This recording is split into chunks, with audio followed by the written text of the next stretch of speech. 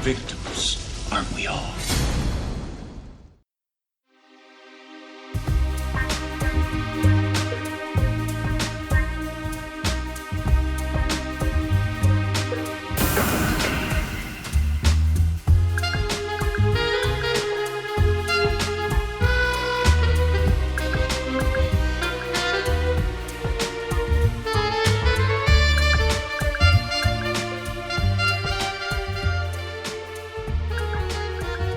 Hello, welcome to Cynic Critique, where we get real with cult films. I'm your host Thomas, and I'm here this week to share some of my favourite discussions of the year. Some I deem too recent to include, such as The Cell, or my apparent personal favourite, Cellular. Anyway, starting this off is Running Scared, a movie I love for its urban grit and touch of horror that has left a lasting impression on me for many years. I try to live an ordinary life, but I run with a very dangerous crew. And it's my job to clean up the messes they make, no questions asked. It was all working out for me. The way I figured it, what my family doesn't know won't hurt them. Until that night. Get down! Are you okay? The night someone took that gun. Running Scared is a 2006 crime drama about a low-ranking thug who's entrusted by his boss to dispose of a gun that killed corrupt cops. But things get out of control when the gun ends up in the wrong hands. It's written and directed by Wayne Kramer. It stars Paul Walker as our leading man as Joey Gazelle, Cameron Bright as Oleg Yugorski. Sorry if I'm butchering these names. Vera Farmiga as... Teresa Gazelle. Yeah, Teresa. Don't read your writing, could you? What name is that? I don't know. Carol Roden? Oh, it is Carol Roden as Anzor Yugorski. Ivana Melesivek as Millie Yugorski, John Noble as Ivan Yugorski, Chaz Palminteri as Detective Rydell. Oh, the music's by Mark Isham. Yes. Which I'm saying now because I know you're a big fan of Mark Isham. He did a fantastic job on this film. Oh, And we forgot to mention he's the music on... Varsity Blues. Yeah. He's a composer that I feel is overlooked. He's very versatile. Like, we've seen his music on a lot of films. He always gets the tone right, and he's, like I said, he's very, very versatile, because this isn't a film you would think of putting with Varsity Blues, even though we have.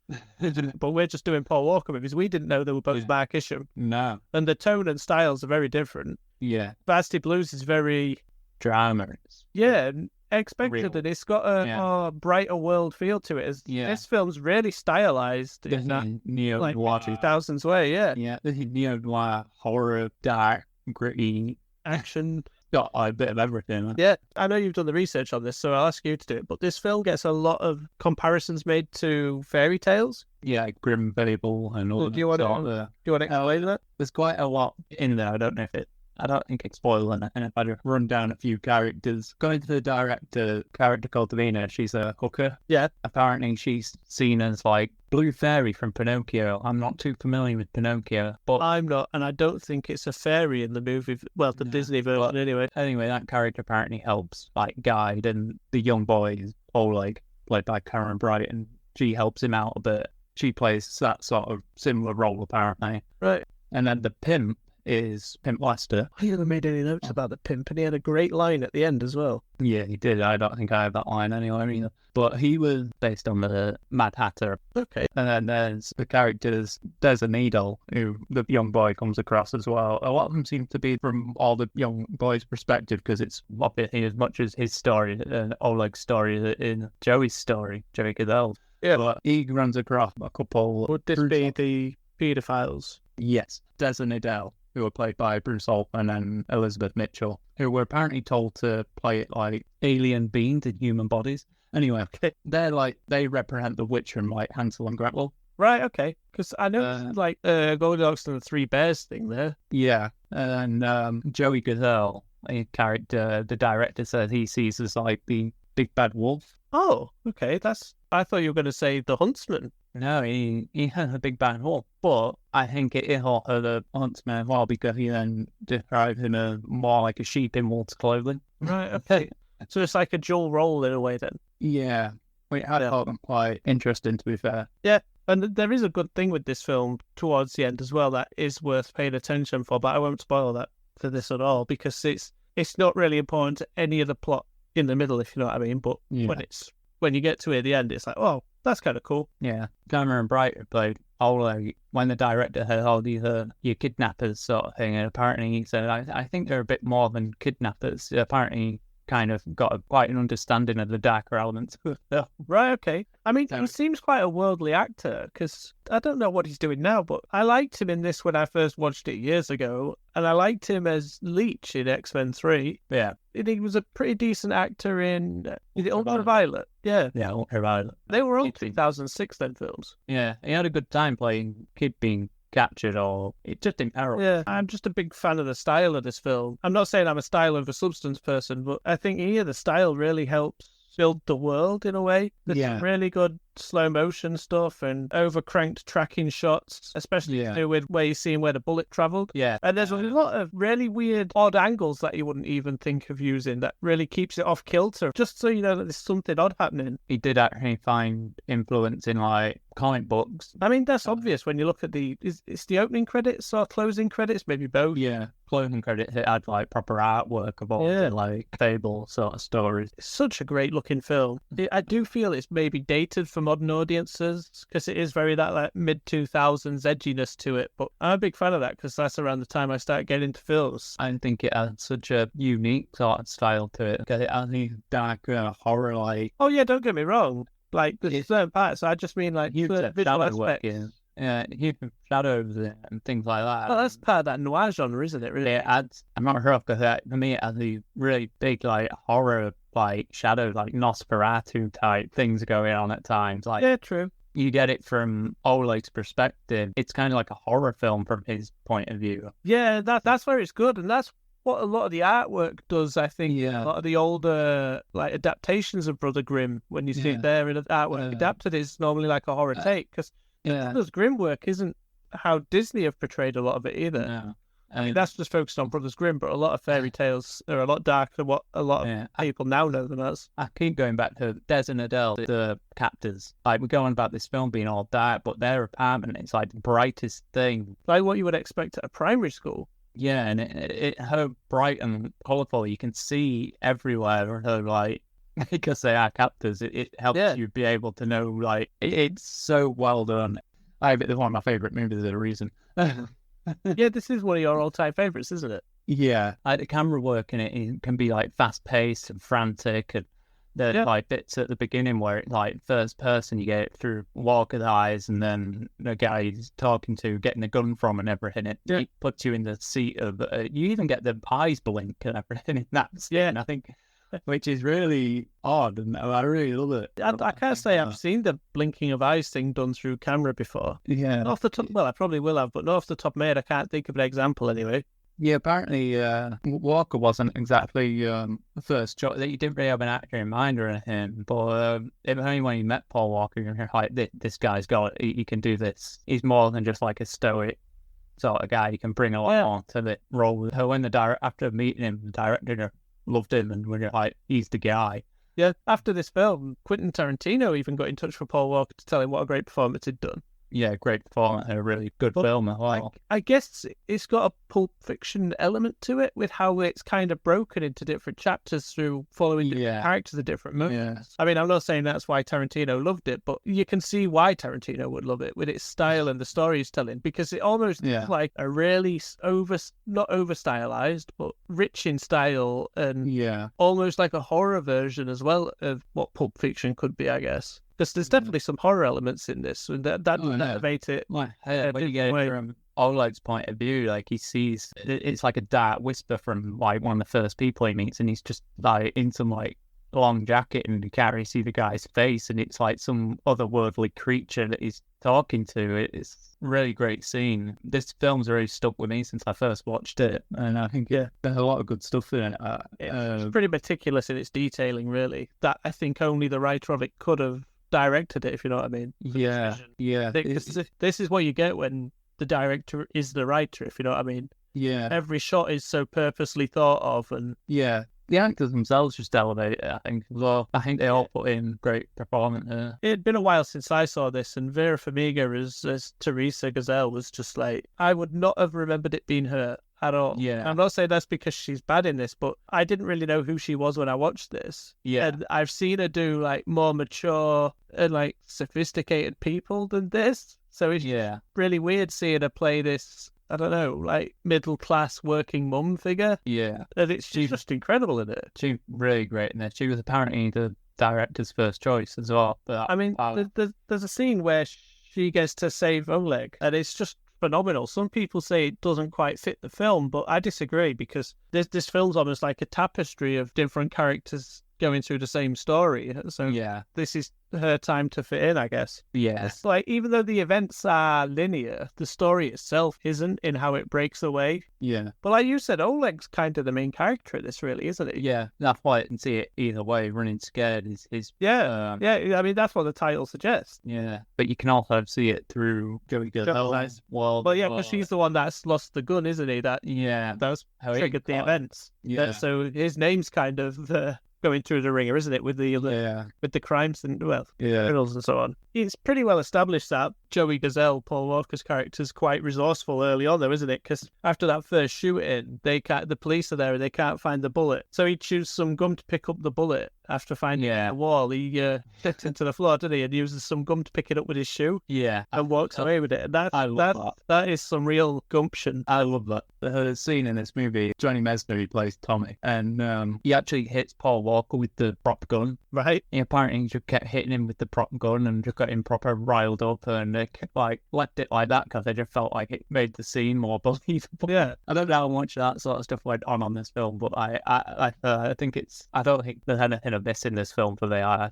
say it's one of my favourites. Oh, I can see why. I really like this film, but I wouldn't say it's my top 10 or anything. I don't want to say what the end scene is because I think it's a really Yeah. well. Apparently, he did want a really great looking set piece, something that would be memorable and stick with you after the film. I think he nailed that. Definitely. Because that scene is memorable. That is your more memorable scene of the film. Yeah. Every time we discussed this at one point, you were just like, "That's the film with the," and it's like, yes. I felt like it was more of the movie was that, but it's not. No, the film are full of great visual throughout, and that's a big standout. Yeah, it's very not like you can see that this was definitely around the time of Sin City. Yeah, I suppose so. It looks like in another universe, if this film had found its audience in its theatrical release, I could have seen there being more sort of really gritty, stylized noir films. Yeah, I can see why Wayne Kramer said he's most proud of this film out of all the ones he's made. Yeah, The Call is supposed to be really good from 2003, but I'll be honest, other than this and Mindhunters, I don't think I've seen many of his films, if any more. Yeah, which is weird because I hate one of my favourites. I think I would watch more. Yeah. Next is The Butterfly Effect, another one of my favourites that left an impression with its dark themes and great narrative. Evan's journey is probably one of my favourite hero stories in film. All I know is that by reading these journals, I might be able to get Kaylee back. I'd think twice about what you're doing. You could wake up a lot more messed up than you are now. Butterfly Effect from 2004. Summary, which is Evan suffers blackouts during significant events in his life. As he grows up, he finds a way to remember these lost memories and a supernatural way to alter his life by reading his journal. It's written and directed by Eric Bress and Jay Mackay-Gruber, and it has quite an ensemble cast. Like I said, Ashton Kutcher is Evan, Amy Smart is Kaylee, Eldon Henson is Lenny. Some people might remember us mentioning him from Deja Vu as well. Yep. William Lee Scott is Tommy, and they're like the core friend Group of friends. Yeah. Who get altered most in this. Yeah, I really like this one. This was one I watched in school days as well. I watched this before Donnie Darko, before you say it, and so I think that's why I have such a... I don't know why you say it's the poor man's Donnie Darko, as you keep telling me. Well, I Kind of is. But I think it's great. It deals with time and mental health. Yeah, but I think it does it, I'd like to say differently, but it does do it rather similar, but I wouldn't say... No, there's enough differences for it to hold its own. It is a solid film. I just prefer Donnie Darko. I feel this one affects the characters more. Like, the surrounding characters will get affected a lot more, but I guess that's due to more what sort of film it is in comparison. Yeah. As the title suggests, it's a butterfly effect. Yeah, which, for those who don't know, is... I'm not sure if it originates from it's mentioned in the film, and it's referenced with the Bradbury University. Chaos theory. Yeah, Ray Bradbury wrote a book called Sounds of Thunder, or a short story, sorry. And it's read somewhere in this film. And that's about a group of people that travel back in time, and one of them crushes a butterfly. And that's referenced, obviously, in the title of this movie as well. So, yeah. And that whole theory, which I've always enjoyed that. Yeah. There's also the thing about a butterfly flaps its wings or something as well, isn't there? And making ripples. Yeah. Which brings me to the title card, because I really like the title card of this. Yep. It's of a brain scan, but there's like a butterfly overlapped over the hemispheres of the brain, creating a pretty cool looking X-ray type scan. Yeah, well, that's the thing. That is actually like brain scans put together, and they just do create that sort of butterfly look. Oh, so there's no actual butterfly there? It's just No. another scan overlaid? Yeah, it's Right, different okay. scans of a brain from different angles. So, Right, okay. Oh, that's cool. yeah, I thought so. Was there anything you wanted to mention about it? What about that title card? Anything else? I particularly like Ashton Kutcher's name in this. Yeah. Have you got it as well? I know what you're on about, yeah. He's called Evan, and you learn his surname at some point is Treborn. If you put his name together as one word, it looks like Event Reborn, Yeah. which kind of summarizes the movie, because he's jumping through different events in his life trying to change the outcome, which is why it's the butterfly effect. Like the synopsis states, he's dealing with blackouts. You get an opening of the film where he's a teenager, and there's a firework get put in a post box, and then the next thing they're like running through the woods, and he's like, "How'd I get here? How did I get here?" Because he can't remember. He's blacked out. And then as he gets older, he's reading his journals of where he like wrote things to remember things. So it puts in question, is he going back to these events to rewrite them, or is it him just reliving moments, wondering how life is different and so on, isn't it, in a way? Yeah, I suppose. Well, that's the idea of the film. I don't feel you agree with it. How much of the cast did you just go through? I pretty much mentioned his core friend group. Okay. I'm surprised you didn't want to mention that Kevin Durant is in this. I didn't feel I had a big enough part, and I thought it might spoil anything that comes into the film later. He plays a character called Carlos, but for anyone that knows Kevin Durant, or doesn't know Kevin Durant, should I say, he plays the character that becomes Blob in X-Men Origins Wolverine. He's currently in Abigail. Is it Abigail? The new vampire film where she's a ballet dancer. And he's in a great TV series worth checking out if you do like vampires, from Guillermo del Toro, called The Strain, which I believe can be found on Disney+. Yeah. Somebody else in it. Oh, Callum Keith Rennie Yeah. is Jason, which is supposed to be Evan's father. Yeah. And it sounds like he had a similar experience, but that actor, he plays a character in a really great show we used to watch growing up called Due South, and it's currently all officially on YouTube, free to watch. He won't appear till season 3 out of the 4 seasons, but he becomes a main, and I think he was in... Californication. Yes. Yeah, that's what I thought you were going to mention, because he's a great character. That's what I was going to next, yeah. Yeah. He's great in that. And for anyone not familiar with him, I think he's the main cop in Jigsaw, the like Saw reboot thing before the last Yeah. Saw reboot. Yeah. How many Saw reboots do we need? I don't know, it's making me sort of thinking about it. But obviously, because it's jumping through time, you get Ashton Kutcher and his friend group in there, like what, late teens, early 20s, are they supposed to be? Late teens, early 20s, yeah. Yeah. I mean, because there's a great part where somehow he's changed events and he ends up being in a fraternity when he wakes up again. I'm just curious how true this is to frat guys and whatnot. Anyway, but he's wearing, when you see him dressed, he's wearing the T-shirt of his fraternity and the hat of his fraternity. I think you said, well, when I said it then, it's just to show that he's so different now, but it's just so weird, I think, if you were in a fraternity to just wear it like that. Yeah. Do you have any trivia about that fraternity? Not really. Well, it reads, if you were to read it, it would be sci-fi. Ah, right, yeah. I can't remember what the third letter was, but just playing to the genre. Yeah, of course it was. In fact, that's what's pretty great about this episode we're doing, because all 3 of them are sci-fi related, but none of them are hardcore sci-fi, similar to last week. But I think last week's were maybe more sci-fi than these. Yeah, last week was more sci-fi crime. Yeah, and crime thriller. Yeah. This week it's like sci-fi with emergence of... The sci-fi really takes a back seat in these and becomes just a little part of mechanic in the story, isn't it? More than an actual... Yeah. The story itself. Yeah. And I guess you get to see the cast in general, because he's changing time and in his past, and it's having an effect on who they are in the present. It really lets these actors I guess, flex their acting muscles. Yeah. I think Eldon Henson maybe does the best Yeah. at playing these different roles. It's not the same for Ashton Kutcher because he's always getting their memories, so he's quite static to that one character. Yeah, Eldon Henson goes through probably the most changes. But he's the one that really comes off. Amy Smart plays a few renditions, but I don't think she's really pushing any barriers with her acting capabilities in what she has to do, if you know what I mean. No. There's maybe one particular version of her that's really different, but I don't think it's as hard for her to play as some of the roles that Henson had to do in this. No. Well, that's another thing. I think he gained weight or lost weight. Either or. He filmed certain scenes first because he wanted to be in a certain shape, and then he had to gain like 20 pounds. So some of his sequences are kind of shot out of order. Yeah, I knew it was something like that. Yeah. Did you see who certain cast members or certain characters could have played them? I saw a few, because I know Ali Latta dropped out from playing Kaylee, so he Smart got that. And Ali Latta was in Final Destination 2, which the writers-director did that movie. Yeah. So that's probably why she was attached to this. Have you not seen who could have been Evan? Yeah, his fellow castmate from Do Go As My Car, Sean William Scott. Mm-hmm. Josh Hartnett, who I think would have been good in this, and Joshua Jackson, who I don't know, not seen his potential or something.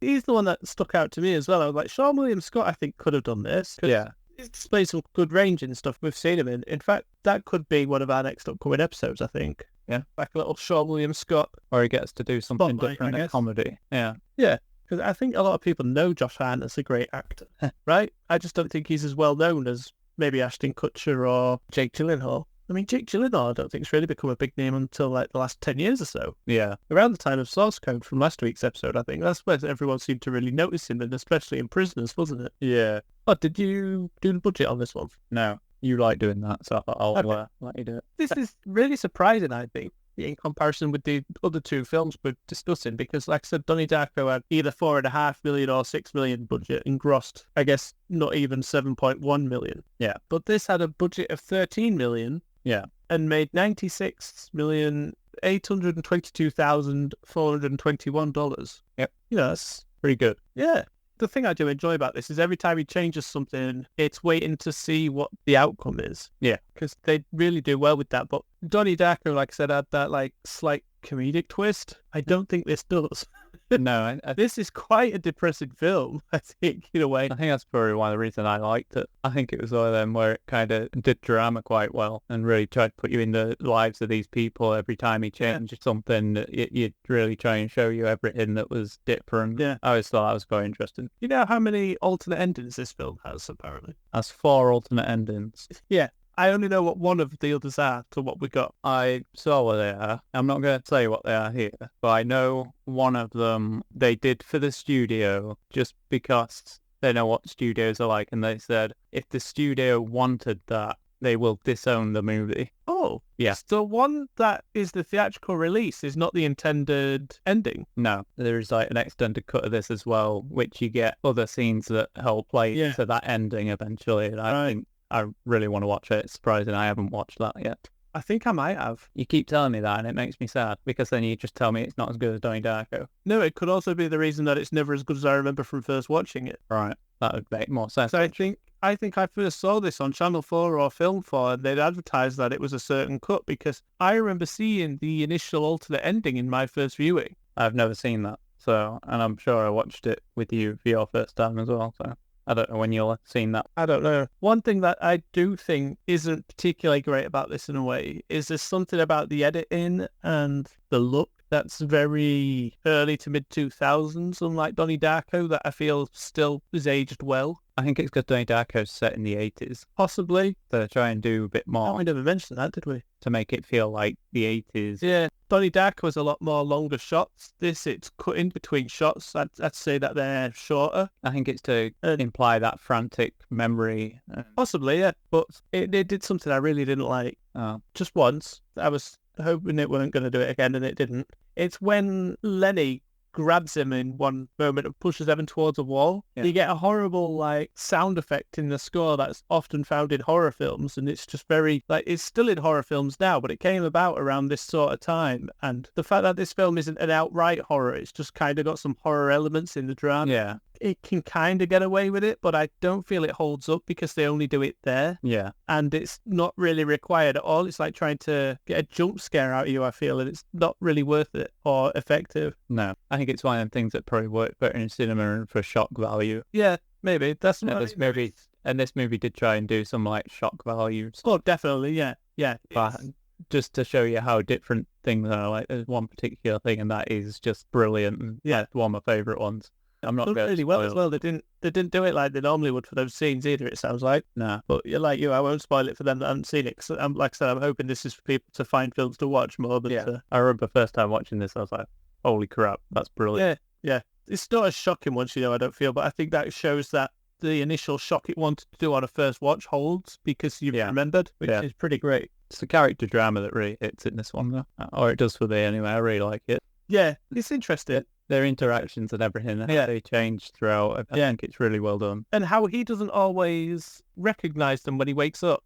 When he gets back to them, there's like a disconnect there. Yeah, because he's not really doing well himself. And is there anything more you want to say about this one? I think it is odd that Ashton Kutcher decided he was going to research psychology and chaos theory for this movie. Yeah, I've seen him I've heard him in interviews on podcasts, and he's quite academic anyway. He loves all that sort of stuff, and he deals with... I imagine he just wanted to understand the movie and his character a bit as well, so... He likes to invest in upcoming projects and stuff, so he's clearly a well-read person, to be honest, which is not what I think you would expect from him. Yeah. Oh, and the only reason this film got made, really, was because he had signed on, and the writers and directors, they'd done Final Destination 2. Yeah. So I think that helps studios just go like, oh, we need to pump more money. I think that's where the budget comes from as well. Right. It sounds like this was a movie that weren't going to happen. Like it had been in development for a while or wanted to be made. Yeah. I can't remember what I read about the script now. So who knows? This could have been made before Donnie Darko. There's a possible chance. Donnie Darko is still the better film. Don't know how long the script's been kicking about, but that's all I'm saying. I think the mental health aspect in this is done a little better than Donnie Darko. Yeah? Yeah, because I love Donnie Darko to bits, but when I try and see it through a mental health aspect of his character, I don't think the film can hold up on just that alone. No, and I think them scenes are usually played rather comedic in comparison to the rest of it. There's a little comedy there, or it's just the fact that it just doesn't hold when you think about what's being said and what's being shown. Yeah. It kind of undoes itself from that angle. This, I feel, is quite consistent. This could easily be where it kind of ends with him just trying to figure out his past memories and traumas and stuff, and what could have been and what should have been, and because it's very normal for anxious people to relive past memories and so on anyway. Yeah. And I think that holds up with this quite well. I don't think there's anything there that undoes it. No. I think in Donnie Darko's thing as well, it's more to do with, like, on a first watch, it's more for you to think, is this in his head? Is this actually happening or what? Yeah, and even if you think, is it actually happening, you've then got to question the how and what's happening kind of thing with Donnie Darko. Yeah, this I think puts it all in perspective mainly. For Butterfly Effect, I think it's pretty much more there. Yeah. Kind of more explained as well, I'd say. Yeah. I'm not sure. Some people will probably be a bit confused at how he can read things and go back in time, but hey, like you said, it could be just reliving the memory. Yeah, that's what I think it's supposed to be seen as anyway, or there's no real point to the mental health aspect of it, if you know what I mean. I think it should play in equal parts to the actual events we're seeing. Yeah. I guess through the gross that this made from in comparison to its budget, it's not unexpected that they tried to capitalise on this then. With sequels. Yeah. As in with the Butterfly Effect 2 from 2006, which oddly had the same composer. He was like the only guy who came back. Oh, right. Okay. Yeah. That was about a guy trying to stop a car crash and his friends from being killed or something, which is a bit of a dull one. I remember watching it because I rented it from Blockbuster years ago, and I quite enjoyed it at the time, but this is a while ago. But after you've had the first one though, you watch that one, you're like, this is just very dull. The characters don't seem as affected. The drama doesn't hit. You could tell it was quite poorly. They were straight to DVD over here. I'm not sure if they had cinema releases in America or anywhere else, but here they were straight to DVD. And I believe from the cast anyway that they were probably just Canadian productions. Yeah, they were. I think it's Eric Durant who's in the second one that most people will recognise as Lois Lane from Smallville. Yeah, I can't remember anyone else that was in it. I'm not sure what else she's in off the top of my head. And then you had Butterfly Effect 3, Revelations, which is your favourite. I found it more enjoyable than the second one, but it's not my favourite of the three. No, I meant it was your favourite of the sequels. All right. It's definitely my favourite of the sequels that we've talked about. I think it was a bit more fun, though, and easier to watch. Don't really expect you to, I don't know. It was just easier to watch. It was about a serial killer, and he was trying to figure out who the killer was. And I don't really want to talk about that one that much because it would spoil it a lot, I think. Yeah, I'm not sure if I remember enough to talk about it enough. I apparently enjoyed it quite a bit and remember it a lot more than I do some of the... I think it had the guy from the OC in it. Yeah, I think is his name Chris McCormack or something. Something like that, yeah. He's in something else, I can't remember. He played Jeff Johns in an episode of Smallville. I'm sure he's also in another, like... Into the Blue 2. Yes, which had Paul Walker in. Yeah. I just had to mention that. And Jessica Alba. Yeah. Oh, Chris Carmack. Sorry. I kind of mixed all his name up. Yeah, you were close. Yeah. What you had was more accurate to the guy that I had as the man from the OC. Yeah. Because that could be literally anyone from the OC. Yeah. I did enjoy the third one a bit. Like I said, it's an easier one. I think it was just more audience, but I think Butterfly Effect lends itself to sequels. Yeah. A lot easier than Donnie Darko. Yeah. Now here is one I found on Netflix a few years ago, and I just loved it. Whether it be for the retro style or its kookiness, even I couldn't help but smile watching this one. It's a really fun ride. I will destroy you with my Turbo Glove, the ultimate weapon against the robot threat. But to be a true hero, you'll have to save your girlfriend. Hey, what's that in your hand? It's a comic book. What's it about? It's about a Turbo Rider. That's rad. 2015's Turbo Kid with a budget of $60,000 and apparent box office of $67,069. I believe the team that directed this went together, RKSS, but that's, I'm not sure if I'm saying this right, Frankius Simard, Anoik Whistle, and Johan Curl Whistle. Have I said the names right? They're the writers and directors of this film. I think it's Francois Simard, Anu Whistle, Johan Carl Whistle. Right, and I'm not sure what I said now. But Yeah, they direct this film. Munro Chambers plays the kid in the title, the titular kid, the kid. Lawrence LeBeau, how I imagine that's pronounced, plays Apple. I mean, then we've got like a legend here, pretty much with Michael Ironside as Zeus.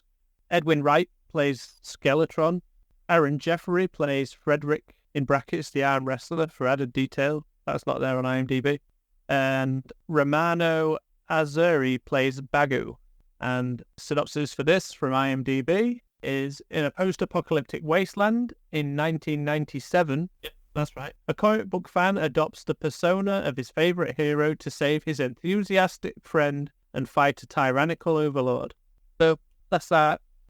It's unusual to have a post-apocalyptic film set in the past of its creation. Yeah. So I guess that means the creators no longer see a possible post-apocalyptic wasteland as a possible future, or at the time of release, they never saw it as a possible future. I mean, boy, did they get that wrong. This is also very retrofitted. It's got a lot of 80s synth, so there's a chance that they just set it in the 97, so the 80s. And I have another theory of the 97 now. Oh, go on then. 1997 is the same year the Fallout video game was released. Oh, that is brilliant. That is real good. I'm not sure if that's why, but that's my theory. And this does have like a video game style to it. So for sure. I mean, like, he eventually finds what they call the Turbo Glove. Yeah. Well, that's very similar to the Nintendo Entertainment System's Power Glove that they released. Yeah. In its design, it's not the same as, but it's very similar to. Yeah. I mean, there's other video game things in this. I mean, if people look at the poster, it's pretty much a level up, like fist in the air type. Yeah, exactly.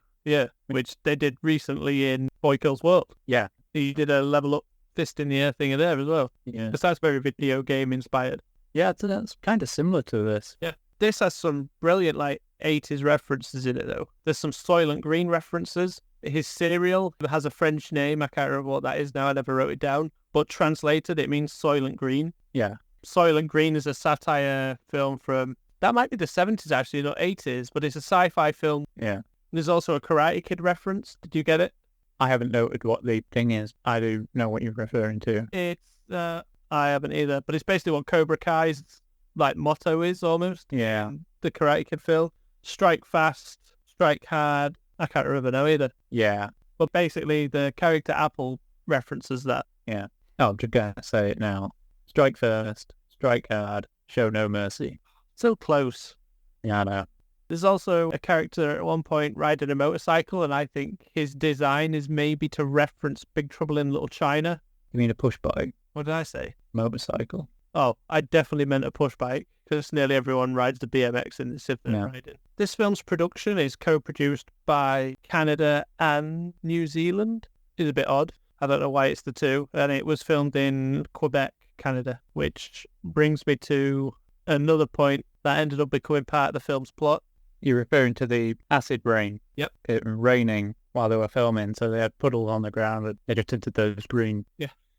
To be honest, I think that was a real smart move. I think it gave this a complete different... It gave it how you feel. Yeah. It could have gone for that traditional, more desert wasteland or wasteland, and no, they were like, we get acid rain in ours. I think it really helped. Yep. Oh, this does open with narration. God, I don't think the other two did. don't believe so. Or if it did, I never noted it, but I did for this one, which means I really like the narration at the beginning of this one. I genuinely really love this film. It's just so fun. Yeah. Oh, definitely. It's so fun and it's so fast-paced. Like, it's finished before you've even realised it's on. It is turbo. Exactly. Just to be able to write a film that, like, is constantly moving from scenario to scenario. Yeah. I mean, that's what films do anyway, but, like, this, it feels so constant that as soon as there's something resolved, there's another problem. Resolve. Yeah. Problem, resolve. I think the characters are really well-rounded. Like, you kind of know they are. They're just fun to watch. And then I mean, like Frederick the arm wrestler, who's dressed like Indiana Jones. Yeah.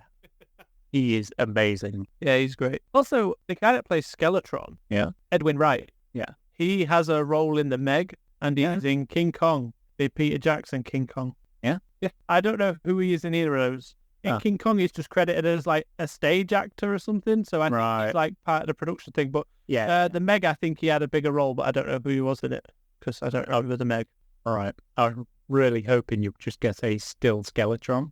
Sorry. Like, going around on his little push bike and a blade for hands. I mean, that'd be pretty decent. Also, the director, Franquis, I don't know how it's pronounced, Simard, he plays the father of the kid in the flashback. Yeah. And Johan Carl Whistle plays a bald guard at one point. Oh, great role. Yeah. Oh, there's also a thug. I think he's dressed like Jason from Friday the 13th Part 2. Yeah. But you said the Executioner. From Resident Evil 5.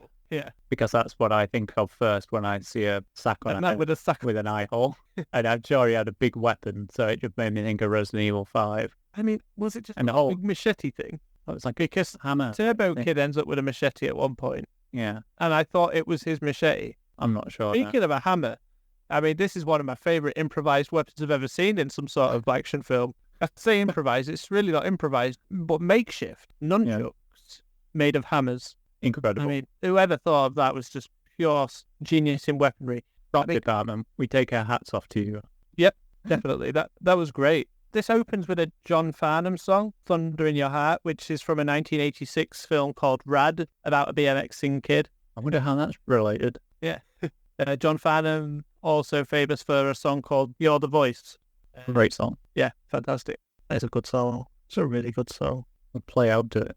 Apparently a critic described this film as Mad Max on BMX bike. I think that sounds a lot stranger. I don't think that really captures what this film is, and sadly the critic isn't shit. No, you could probably Google that, see what comes. Maybe.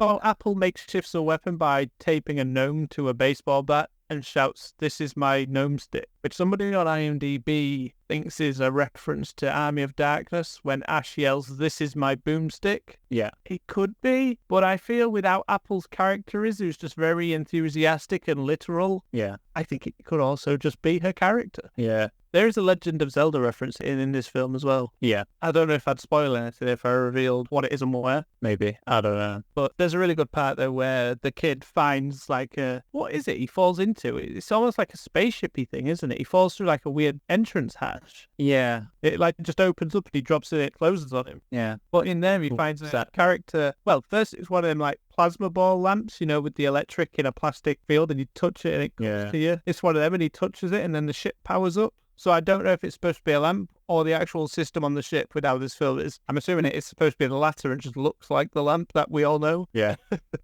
But then he sees that the pilot looks like the guy from the comic. Turbo Rider. Turbo Rider, yeah. Of course it wasn't Turbo Man, which is what I was going to say. That's Schwarzenegger. And the Turbo Rider has the glove, like what was in the comic he was reading as well. Yeah. Which, I don't know. I mean, it just adds to the weird wackiness of this film. The kid seems like me in a post-apocalypse, to be fair. You're going around surviving and he says, I want these comic books. I don't really know what else he's doing for survival. He just gets a comic book. He has them little rules in his book that he shares with Apple when they meet. They're great rules. Rule 1 is always have water. Yeah. Was Rule 2 always have a weapon? Yeah, Rule 3 was if you don't have a weapon, find a weapon or make a weapon. Yeah. And Rule 4 was ride a bike or something, was it? Or was that earlier now? Need a bike. I'm not sure. Yeah. I think it was 6 or 7 rules or maybe 8. Yeah. God knows. I think they had 8 because he starts coming up with more to help her survive with him, doesn't he? Yeah. The composer on this is Jean-Philippe Bernier, who's also the cinematographer. Right. Apparently it's a rare combination. As far as I'm aware, it's a rare combination when they're on the same film. Yeah. But if you want composer to director of photography or just director, I guess, which is Michael Giacchino from the Batman, he went from composing to directing that Werewolf by Night, which I know isn't director of photography, but he was director. Yeah. I'm not sure if it's a similar thing, but if I'm right, John Ottman, who did the score for X-Men 2, he's usually an editor for Bryan Singer as well. Oh, the music for this is very 80s, isn't it? Because it's synth wave, I guess I think it's called, or retro synth wave as it is now. Yeah. Which brings me to the music video, which is like a prequel to this by Lematos featuring Paw. I'm guessing it's pronounced Paww.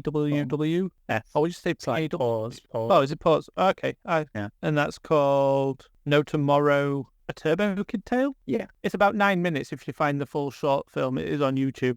In fact, we'll put it in the show's description, this episode's description, yeah? All right. Cool. And this whole premise of this film was based from a short film from 2011 called Tears for Turbo. Yeah. And the woman that plays his mother in the flashback scene, she's the woman that the Turbo kid's saving in that short film. You sure? Certain. All right.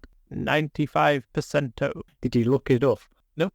I'm just very certain. Right. And to see how this film was made from that is just pretty impressive, to be honest. Yeah. I mean, some of the scenarios that happen in that or pieces are directly translated into the feature film, which is nice to see. Yeah. I would say watch the film, then watch the short film. Yeah. If you're not sure if you want to watch Turbo Kid, maybe watch the short film instead of a trailer. Yeah. The cast is different. Designs are a little different, but you get the idea. They've stayed very faithful, I feel, to their original concept. Yeah. And to flesh out what was a 5-minute short film into an hour-and-a-half feature is just wonderful to see. Yeah. You want to share out else about this? I really love the action of this film. You mentioned how you like your violence bloody. Yeah. Well, this delivers. It's like really over the top, isn't it? Oh, yeah. I love it. Yeah, it's great. I don't really want to spoil it, like how it is, but just over the top is enough, I think. Yeah. I will say that the Skeletron character that I really enjoy has like a weird, I think it's a robot hand that can fire like metal cutting discs or a metal cutting disc out of it. Yeah, he's great. You're looking at that sort of stuff in this world that Turbo Kid is set in. It's just pretty decent. It's good fun. It's not a film to take serious. It's more of a comedy, and I like the fact it kind of looks like it could be a kid's film, and then you can watch it, and you're like, it depends what violence level. It's a certificate watch 15. Yeah. So, and I would say that's mostly down to the gore and violence. Yeah. You'd have to check IMDb yourselves for language, because I can't be bothered to go do that for you. No. I'm just going to say it's a great watch. I really loved that film when I first watched, and watching it again, I just probably loved it more. Yeah, I think this is my second time watching it. I watched it around the time you recommended it to me because you discovered it. Yeah, I did watch it on Netflix when I it was on Netflix. Oh, this is on Prime or Freevee? Freevee. On Freevee now, which I don't even think you need Amazon to watch Freevee because it was IMDb TV. Yeah. Here's another dark film to get right into. Angel Heart. I remember seeing this on TV late night. De Niro and Mickey Rourke. I just had to watch it. And Rourke's performance in this is fantastic. His character drew me in, and the atmosphere really helped pull all of this together. Do you by chance remember the name Johnny Favorite? My interest is only in finding out if he's alive or if he's dead. You want me to check it out? Angel Heart, 1987. written and directed by Alan Parker, based on the novel by William Whitesburg, starring Mickey Rourke as Harry Angel, Lisa Bonet as Epiphany Proudfoot, and Robert De Niro as Louis Cypher, or however Mickey Rourke likes to say it in the movie. The synopsis on IMDb is a private investigator is hired by a man who calls himself Louis Cypher to track down a singer named Johnny Favorite. But the investigation takes an unexpected and somber turn. This film's fantastic. That's all I'm going to say straight off the bat. I remember watching it one night and I just loved it. I remember telling you about it and I was like, you have to watch this, it's great. Then you watched it and I think you agreed with it. Yeah, I think this is my third time seeing it now in, I don't know, as many years. It's really not that long ago since I last watched this. De Niro's credited as a special appearance on this. Yeah. And you left off Charlotte Rampling as Margaret Crusomark. Yeah. She's quite a big actress herself. She's in Zardos. Yeah. Which is a bonkers sci-fi movie with Sean Connery. And she's in the latest Dune, you reminded me. Yeah. I mostly know her from Dexter. I think that was the first time I actually saw her in season 7 or 8 of Dexter. I'm going to say it was one of the later seasons. It was one of the poor seasons. Didn't have any money? Yeah. It's why they had Thingy running it. Book. It's got book. Yeah. Do anything for a quick book. Yeah. Even though it's the 80s release, doing the noir thing, which makes it a neo-noir film. Yeah. But it's set in 55. Yeah. And its main focus is like a post-war thing. But, yeah. I mean, De Niro is great on this. His scenes are small and few, I guess. Yeah. They're paced apart so well that you just enjoy him whenever he's on screen. Yeah. According to the director, Alan Parker, he was quite disturbed when he was on set. He didn't, quite intimidated by him, I guess. And apparently De Niro based his performance on old-time colleague and companion friend Martin Scorsese. Yeah. Which cracks me up. I've never heard anybody say they were scared around Scorsese. No, I thought that as well. I just thought, like, who'd want to work for Scorsese if he's like that? Cinematographer on this is Michael Saracen, or Saracen, I'm not sure how to say his surname. But I was quite surprised because he'd done Birdie just before this, which apparently had De Niro hang up the phone because one of the producers had produced that film, and De Niro, and when they wanted De Niro for the role, he was like, "Did you produce Birdie?" And he said yes, and apparently De Niro just hung up on him. Yeah. I've not seen Birdie, but I think it's supposed to be a comedy. Nicolas Cage is in it. Nicolas Cage and Matthew Modine. Yeah. That sounds like a hoot.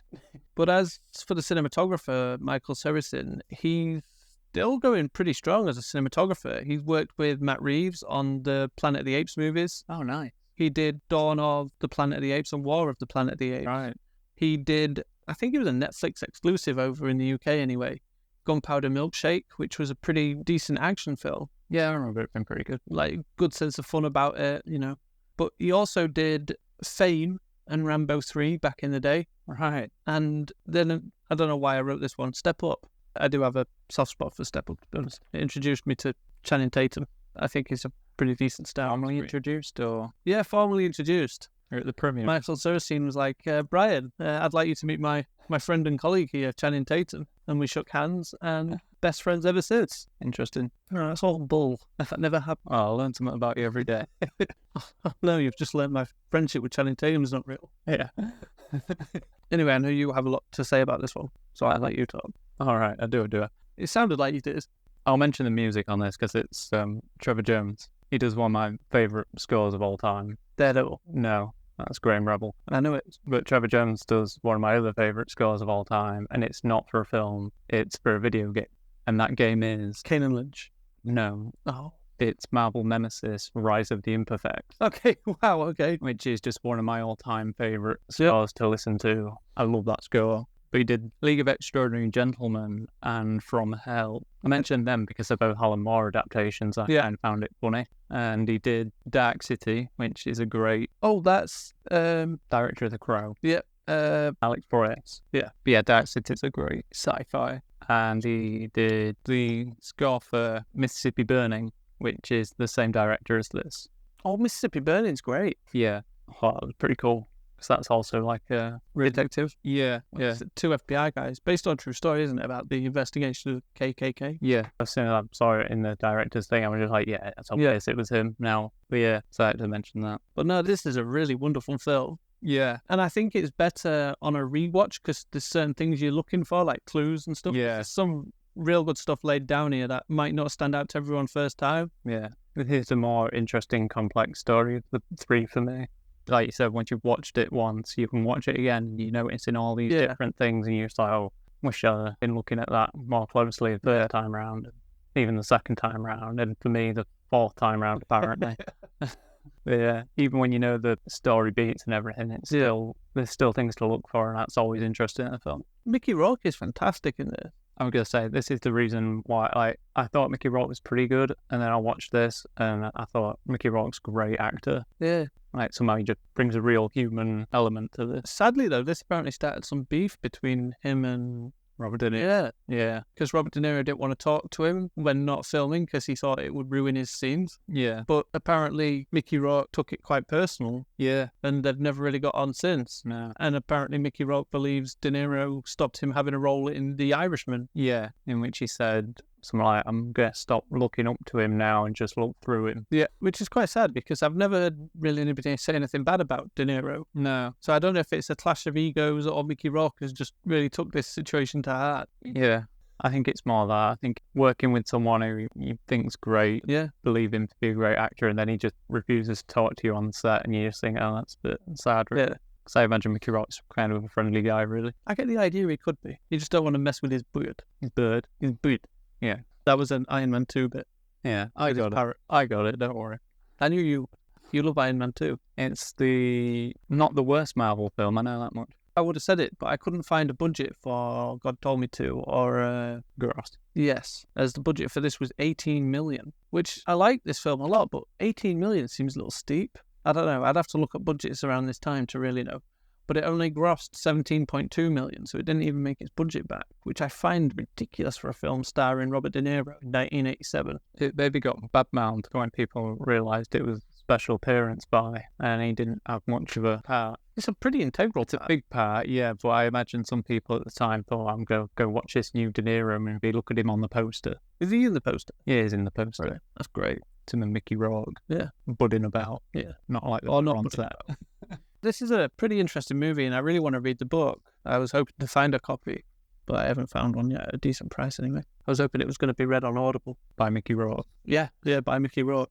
But no, again, it's another fantastic detective story, essentially, because he's a PI, isn't he, looking into a missing singer who was in the war called Johnny Favourite, which is a great name.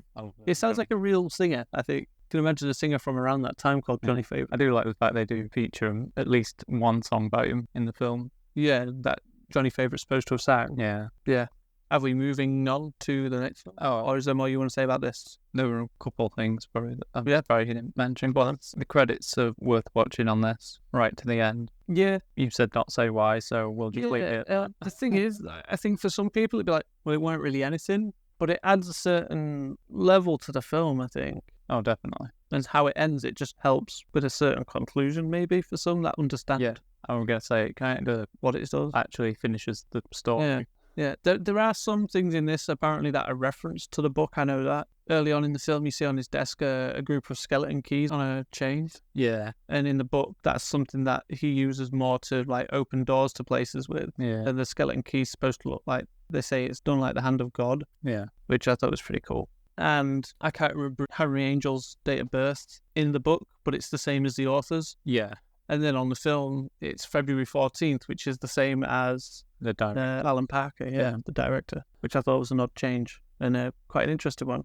Because February 14th being Valentine's Day, yeah, I assumed maybe there was a fitting theme with it being that. So to learn it was changed from something else, I thought was different. Because there's a lot of stuff in terms of theme and what you see in this. Yeah. That really worked. I just kind of liked it because it was obviously the book creator and then the movie creator. Yeah. So in a way, it kind of plays into about the creator. Yeah. Yeah. Which I thought was pretty cool. Yeah, definitely. There's something else that you mentioned while watching it because we were on about the furniture and the clothing and whatnot. It was although it's set in the 50s. Yeah. Although it's set in the 50s, they took stuff from the 30s, 40s, so it all looked a bit more worn, which I thought was pretty good. Yeah. And they did a lot to make this film look and feel. I'm surprised like it lived in. Yeah. I'm surprised it's not a bigger film than it is. Yeah. I mean, I don't particularly care what IMDb says for ratings. I like to make my own judgment. But yeah. Even though IMDb, it's only a 7.2. Maybe that is about accurate, but I don't know what it is on your Rotten Tomatoes and stuff. Nah. I'd rate it higher, but I know audience as well always like what I like. Yeah. But it's a bit of a shame. I do think it deserves a bit more in the spotlight. Yeah. Because it's one of my favourites. One of my Johnny favourites. Your only Johnny favourite. Yeah. My last choice from one of my favourite episodes recorded, I could have easily put The Crow on this compilation, but I chose Showdown in Little Tokyo to represent Brandon Lee's brilliance. This film is criminally underrated, and I highly recommend it to not just action fans, but film fans too. Get ready for some sudden cultural immersion. I'll warn you, I don't eat raw fish, but that's just me. 1991's Showdown in Little Tokyo with a budget of $8 million and grossing $2,275,557. Directed by Mark L. Lester, written by Stephen Glantz and Calliope Brattlestreet. Stars Dolph Lundgren as Sergeant Chris Kenner, Brandon Lee as Johnny Murata, Kerry Hiroyuki Tagawa as Funakai Yoshida, Tai Kareri as Maniko Okea, Philip Tan as Tanaka. I made a note of that because I don't think he was a particularly big part in this film, but he's Lewis Tan's dad. Yeah. Lewis Tan was the lead protagonist in the latest Mortal Kombat live-action movie created solely for that film. But Philip Tan also plays a goon in 89 Batman, and he's in Temple of Doom as well. He does stunts as well. He's a big stunts guy more than an actual action actor. And then I made a note that Vernie Watson is Nonnie Russell in this, who's the coroner. That's Will Smith's mum from The Fresh Prince of Bel-Air from way back then. And Al Long is one of Yoshida's men. He's uncredited, but he's Genghis Khan in Bill and Ted's Excellent Adventure. Nice. He's also like a henchman in Lethal Weapon, Die Hard, Big Trouble in Little China, and just loads of action classics, really. Yeah. Appeared in a lot. The synopsis for this, anyway. Sorry, I was getting carried away with the cast. The synopsis, as IMDb has it, is two LA cops with opposing views on what is the best way to uphold the law have to work together to bring down the Yakuza while trying to protect a beautiful woman. I never said, actually, when I did the cast, but Kerry Hiroyuki Tagawa is Shang Tsung from the 95 Mortal Kombat movie from W.S. Anderson. Yeah, he's great. He appears in a lot. Oh, yeah. In fact, he's still playing Shang Tsung now for the video games. Yeah, and I think they just brought him back for the last one. But he's in some of the ones prior as well. Was he? Right. And I think he did him in the web series. Was that Legacy? Yeah. Mortal Kombat Legacy? Yeah. He reprised the role for that. Yeah. He's been in a load of stuff. People will recognise him, I'm sure. Yeah. From one thing or the other. I'll let you start because I know you really like this one. I know this one's my favourite of the four. I think you'll agree. No? You change your mind? You're not saying?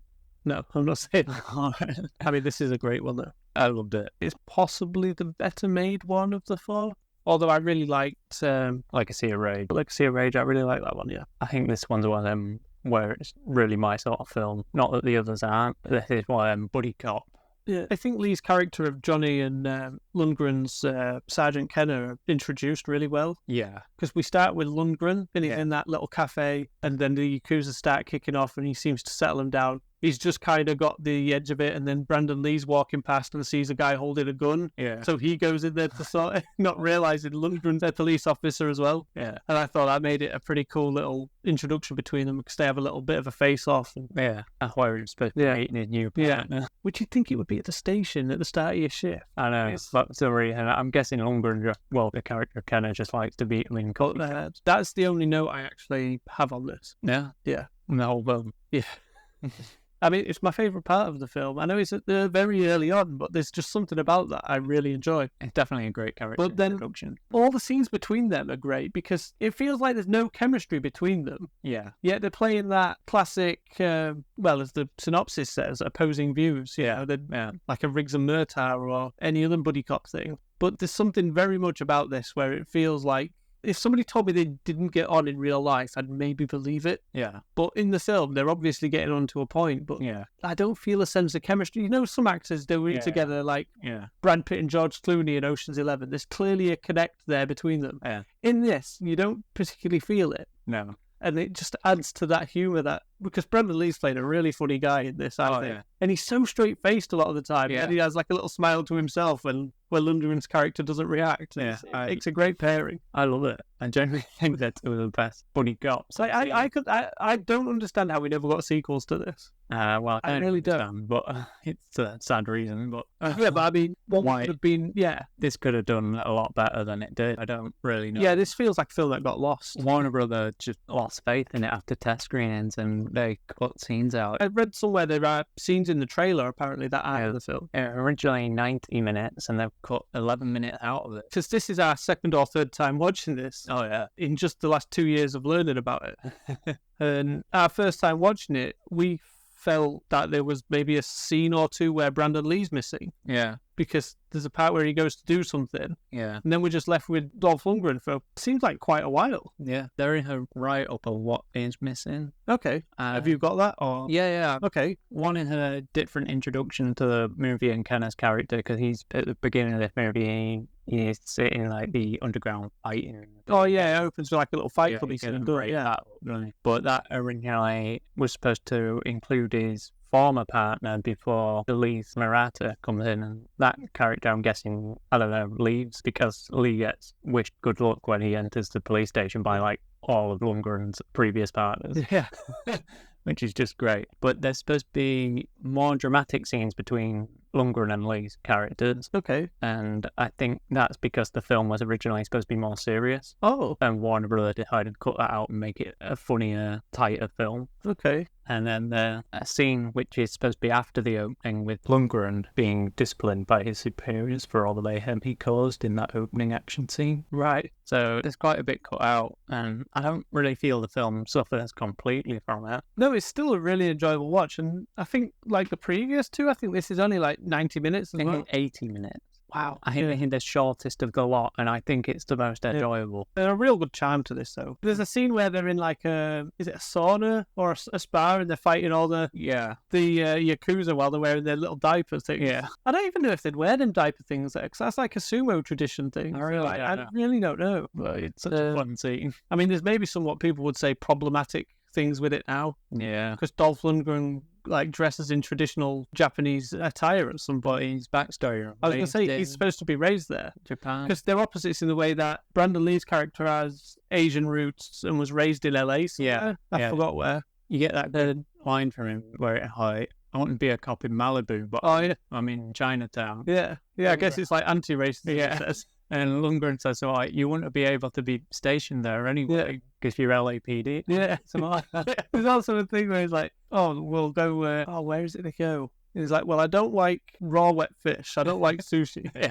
That's not my thing either. Like, he's like, I'm the whitest Asian man you'll know, or something like that, I think he said. He's just so enjoyable in it. He's really got a great charm. And, I mean, he showed in the previous two, but here I really think he gets to show his, like, comedy chops really well. He's a very good comedy actor. I love him in that scene. Really good. Oh, he's great. He's fantastic. And the fact that he's dressed like a almost preppy, I guess, compared to Lundgren. Yeah. Because Lundgren's there in his Leather like biker leather jacket with the little metal spikes. And, and Brandon Lee's dressed in tie, shirt, and a blazer sort of thing, isn't he? Like a suit jacket. It's okay. I think they get on really well. Yeah. The characters are they're so good. I really like to see more of these two. Out of all these films, this is the one I'm a big Dolph Lundgren fan anyway. I love some of his films. And so it was really nice to see these two actually pair up and work well on screen. I think they really meshed well. Yeah, definitely. Brought the best out of each other in a way. Yeah. In fact, this almost feels like a strange precursor to Rush Hour. Yeah. But all in buddy cop films are quite, you see what they kind of built off from the next and things like that, I feel. But we're missing a new buddy cop here. We've had Bad Boys back, so I think there's clearly room for it because they've done well at the box. Yeah, I think we're in need of them. Yeah. Lethal Weapon's supposed to be coming back. Yeah. You mentioned Commando with the previous movie, and this is the director of Commando. Yes, I did have that noted. I wanted to bring that up. And it's kind of obvious. Yeah. Something else that may be obvious, I don't know. The cinematographer is Mark Irwin. Ring a bell? Right. Yeah, it rings a bell. Okay. They're the cinematographer of RoboCop 2. Right. They're the cinematographer of Freddy's New Nightmares. Okay. They're the cinematographer of that Dolph Lundgren classic Dark Angel, That was a great film. where he fights an alien. That was an amazing film. I mean, that is a pretty decent we film. should cover that as well. We need to do Dolph Lundgren season. We do Master of the Universe, please. Maybe.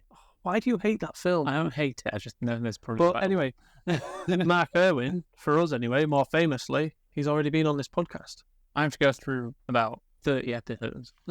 Oh, that'd probably be about right, actually. Really? No, because we haven't done 30. That'd be -3. I know, right? We've done, like, cancelled too soon and stuff. Yeah, true. And now, do you want me to tell you? Doubt it were...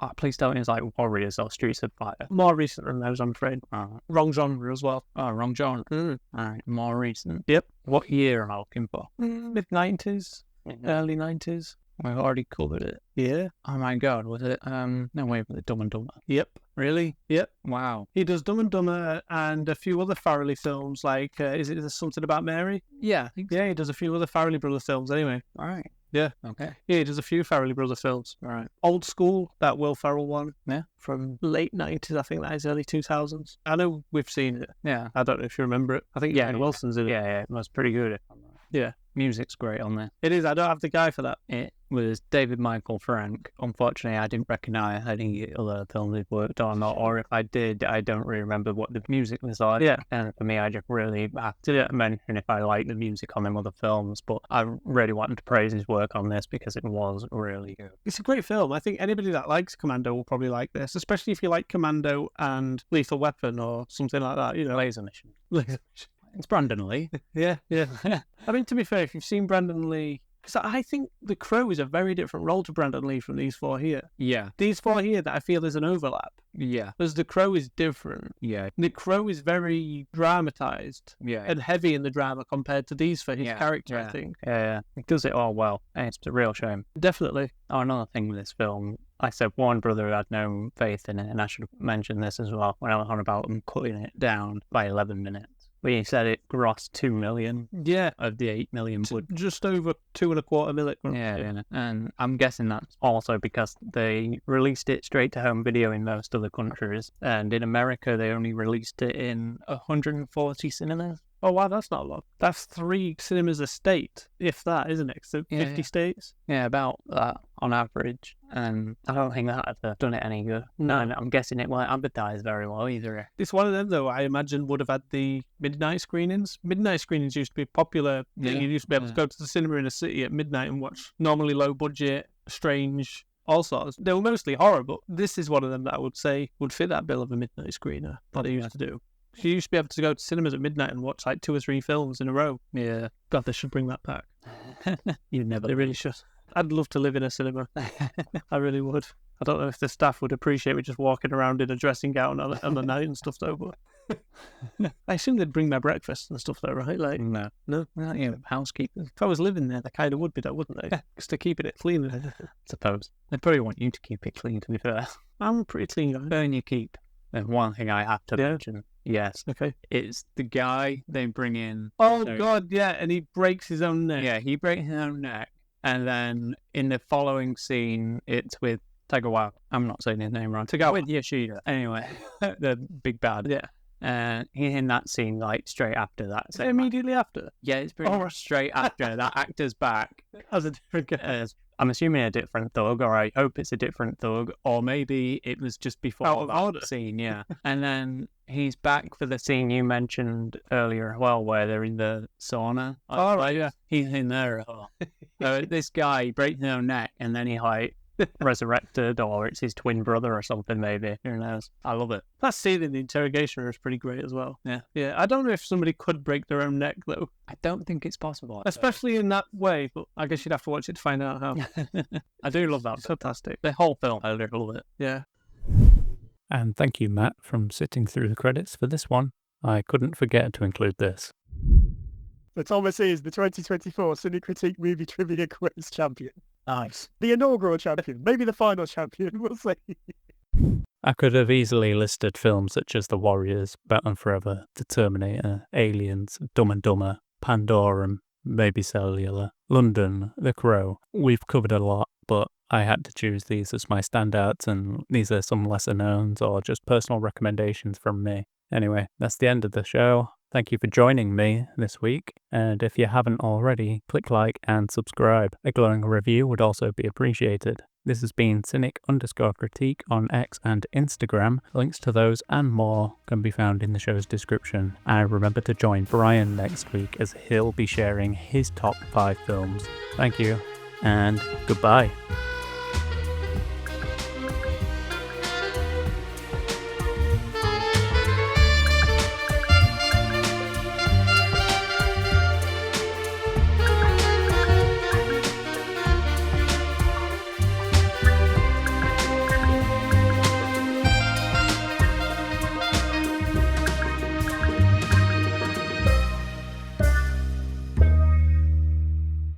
Lieutenant, is there a 6-foot bat in Gotham City?